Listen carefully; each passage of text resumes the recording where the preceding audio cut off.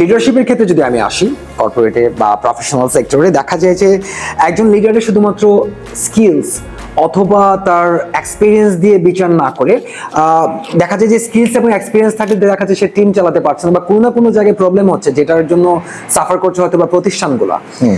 সেই ক্ষেত্রে একজন লিডারের স্কিলস এবং এক্সপিরিয়েন্সের পাশাপাশি ইমোশনাল ইন্টেলিজেন্সটা কতটুকু প্রয়োজন বলে আপনি মনে করেন? এটা আমি মনে করি যে আসলে ইমোশনাল ইন্টেলিজেন্স, আমি মনে করি এটা বিশ্বাস করি এবং এটা রিসার্চ দ্বারা স্বীকৃত। Emotional intelligence is actually the foundation of any other skill. So আজকে একজন লিডার ইমোশনাল ইন্টেলিজেন্স ছাড়া ভালো লিডার হতেই পারবে না।